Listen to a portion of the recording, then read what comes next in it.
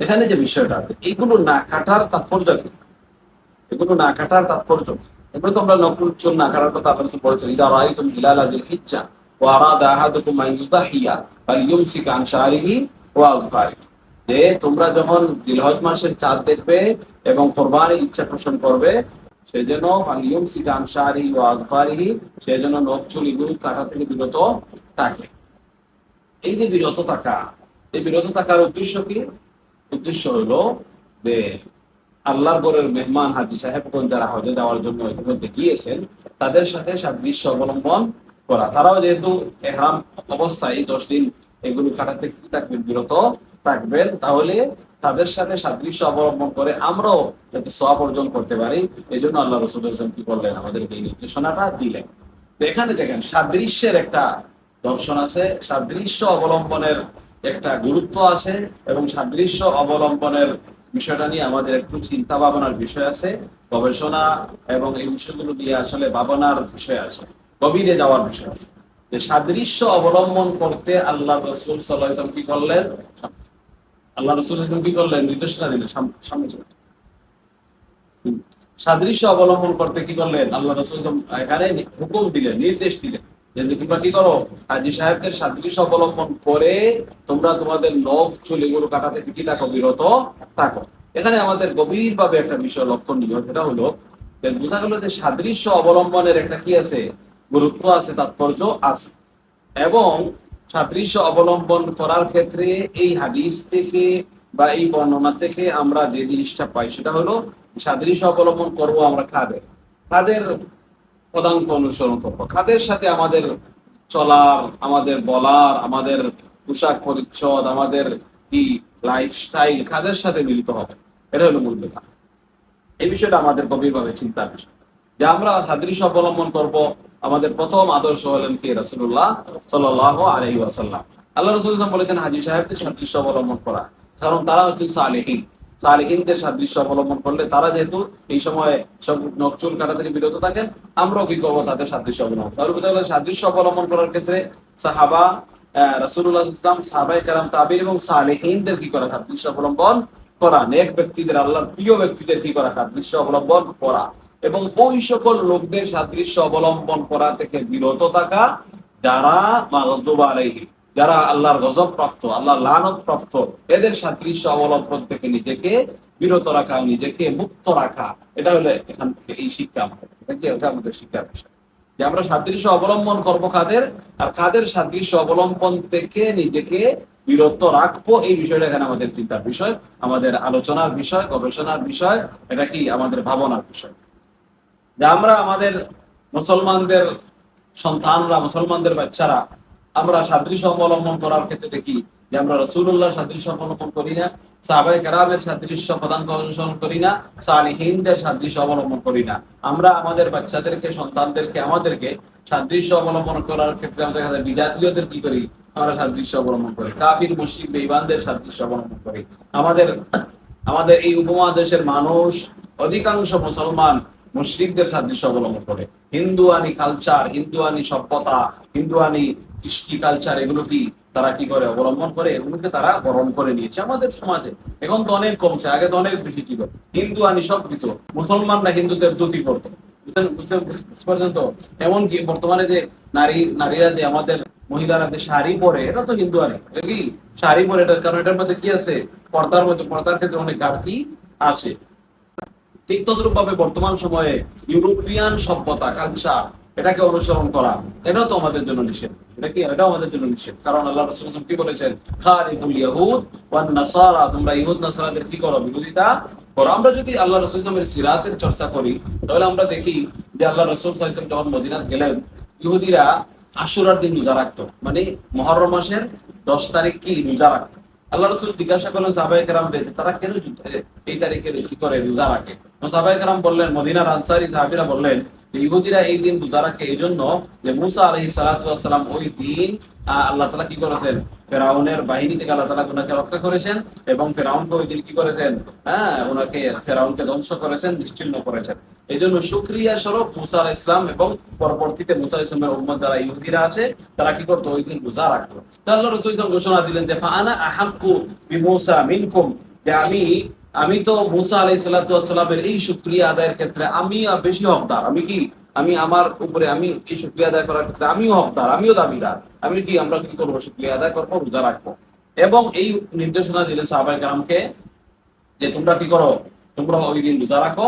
তবে লাইন বাকিতু ইলা কাবিলিন লা সুমান্না তাসিআ, যদি আমি আগামী বছর বেঁচে থাকি তাহলে শুধুমাত্র 10 তারিখ রোজা রাখবো না, বরং কি 9 তারিখ মিলাইয়া 2টা রোজা রাখবো। এই জন্য আশুরা রোজা 2টা রাখা কি সুন্নাত। 2টা রাখা কি সুন্নাত। কেন? আল্লাহ রাসূল বলেছেন খালিকুল ইয়াহুদ, তোমরা কি করো? ইহুদিদের বিরোধিতা করো। এমন কি সে তৎকালীন সময় ইহুদিরা তারা পরস্পর আল্লাহ রসুলের উপর অভিযোগ দিত, পরস্পর আল্লাহ রসুলের নিন্দা করতো যে এই লোকটা কি আসছে আমাদের সবকিছুতে বিরোধিতা করে, আমাদের সবকিছুতে বিরুদ্ধাচরণ করে। তাহলে বোঝা গেল যে মানে পশ্চিমা সংস্কৃতির ইহুদি নাসারাদের বিরোধিতা করা এটা মুসলমানদের গুরুত্বপূর্ণ একটা কি, মুসলমানদের গুরুত্বপূর্ণ একটা মিশন, মুসলমানদের গুরুত্বপূর্ণ একটা একটা কি দৃষ্টিভঙ্গি, মুসলমানদের গুরুত্বপূর্ণ একটি কি হওয়া উচিত, আমাদের একটা একটা মিশন হওয়া উচিত যে কি আমরা বিরোধিতা করব ইহুদি নাসারাদের।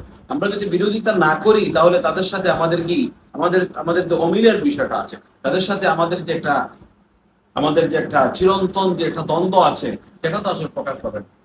আমরা যদি সবকিছু কি আমরা সবকিছু আমরা একাকার করে ফেলি তাহলে তো হলো না। এই জন্য বিজাতীয়দের অনুসরণ থেকে বিরত রাখা, বিজাতীয়দের বিরুদ্ধাচরণ করা এবং সালিহিনদের অনুসরণ করা, নবী পাক সাল্লাল্লাহু আলাইহি ওয়াসাল্লাম এবং সাহাবা তাবিঈন সালিহিনদের অনুসরণ করা, এটা হচ্ছে ইসলামের শিক্ষা, এটা ইসলামের একটা দর্শন। এই দর্শনটা আমাদের মাথায় রাখতে হবে। যে আমরা এখানে এই প্রসঙ্গটা কেন আনলাম, আনার বিষয় হলো যে আমরা যে নখ চুল কাটা থেকে বিরত থাকবো এর অন্তর্নিহিত তাৎপর্য কি? যে তাৎপর্যটা হইলো যে সালেহিনদের অনুসরণ করা, হাজী সাহেবদের অনুসরণ করা, আল্লাহর প্রিয় বান্দাদের কি করা? অনুসরণ করা। সুতরাং আল্লাহর প্রিয় যারা তাদের অনুসরণ আমরা করব, আর আল্লাহর অপ্রিয় যারা, যারা আল্লাহর গজব প্রাপ্ত, লানত প্রাপ্ত, আল্লাহ যাদেরকে চিরস্থায়ী জাহান্নামী হিসেবে কোরআনে ঘোষণা দিয়েছেন, এদের বিরুদ্ধাচরণ করা। কিন্তু দেখা যায় আমাদের সন্তানদেরকে আমরা কি করি? আমরা জেনে হোক বা অজেনে অজানিয়ে হোক, কিংবা আমরা কি বিভিন্ন ভাবে আমরা অজ্ঞাতসারে হোক, উদাসীনতা বশত হোক, যেভাবে হোক আমরা কি করি? আমরা আমাদের সন্তানদেরকে বা আমরা নিজেরাও আমরা ইউরোপীয়দের কালচারে আমরা কি হয়ে যাই? আমরা গা ভাসিয়ে দিই। তাদের সাথে তাদের পোশাকের সাথে আমাদের পোশাকের মিল থাকে, তাদের কি তাদের যে কি আছে লাইফস্টাইল আছে, লাইফস্টাইলের সাথে আমাদের কি মিল হয়ে যায় তাদের। যেমন আমরা যদি চুল কাটার বিষয়ে দেখি, দেখা যায় যে আমরা অনেক সময় দেখি বিভিন্ন পরিবারের ছোট ছোট বাচ্চাদেরকে সেলুনে নেয়, কি খুব হেয়ার কাটিং করে, বুঝতে পারছেন না? মাথাকে বিভিন্ন কাটিং করে তার চুল ফালায়।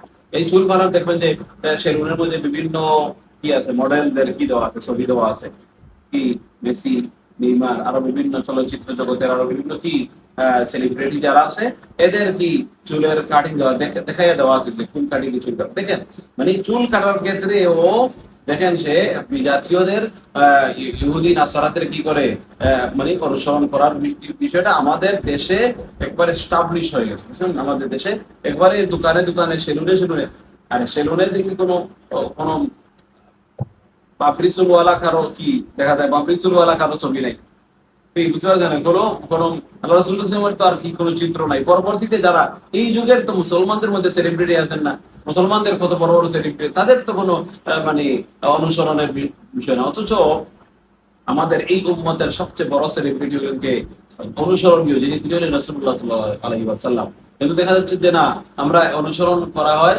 আমাদের ছোট ছোট বাচ্চাদেরকে, উপরের দিকে লম্বা চুল, ওইদিকে একেবারে মুন্ডাইয়া ফেলে। এই যে বিষয়গুলো, এগুলো পশ্চিমাদের চুল রাখার একটা স্টাইল, এগুলো বিভিন্ন সেলিব্রিটিদের, খেলোয়াড় বলি বা চলচ্চিত্র জগতের বলি, এই হলো কি মানে তাদের চুল রাখার স্টাইল। এই চুল এইভাবে চুল কাটা আমাদের বাচ্চাদেরকে কাটানো হয়ে থাকে এবং এগুলো দেখা যায়, খুব বিশ্রী লাগে দেখতে। যখন ছোট ছোট বাচ্চাদেরকে চুলটা খুব খারাপ লাগে, দেখি খুব বিশ্রী লাগে। বাবা মা তো মনে করে খুব আমার বাচ্চাদের খুব সুন্দর লাগে, মেসির মতো লাগে, নেইমারের মতো লাগে। বাবা মা তো মনে আরে মেসি সে যে চিরস্থায়ী জাহান্নামী, এটা কি জানে তারা? না সেই অনুভূতি তাদের আছে না? তারাই কোন জান্নাতের পথে চলতেছে নাকি জাহান্নামের পথে, তারাও তো সেদিকে খবর নাই। বুঝতে পারছেন? এই হলো কি আমাদের ঘুমন্ত চেতনাহীন উম্মতের একটা চিত্র হলো, যে আমরা নিজেরাও জাহান্নামের পথে চলতে আছি, আমাদের সন্তানদেরকেও জাহান্নামীদের অনুসারী বানাইয়া দুনিয়া থেকে আমরা চাইতেছি। এই হলো কি আমাদের চেতনাহীন উম্মার একটা চিত্র।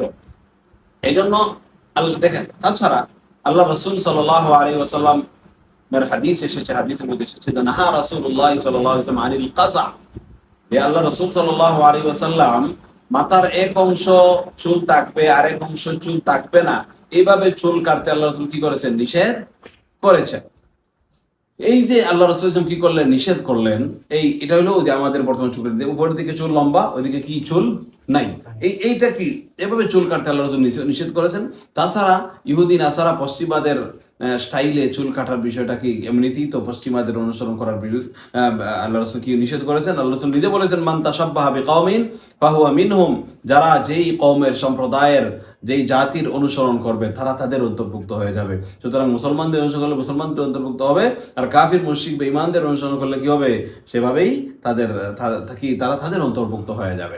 আল্লাহ রাসূল বলেছেন আল মারউ মা মান আহাব্বা, ওই ব্যক্তির হাসর তার সাথে হবে যে তাকে কি ভালোবাসে। সুতরাং যাকে ভালোবাসে তারই অনুসরণ করে, এবং যাকে ভালোবাসে তার সাথে কি হবে? তার হাসর হবে। এই জন্য আমাদের সিদ্ধান্ত নেওয়া দরকার, সিদ্ধান্ত নেওয়া উচিত যে আমরা কাকে ভালোবাসি, সত্যিকার অর্থে আমরা কাদের অনুসরণ করি, কাদের লাইফস্টাইল আমরা ফলো করি। সেটা কি আমাদের উচিত আমাদের কি করা? আমাদের নিজেকে বোঝাপড়া করা, এবং এটা আমাদের জীবনের সাথে মিলিয়ে নেওয়া উচিত যে আমরা কাকে অনুসরণ করতেছি, আমরা কাদের লাইফস্টাইল ফলো করতেছি।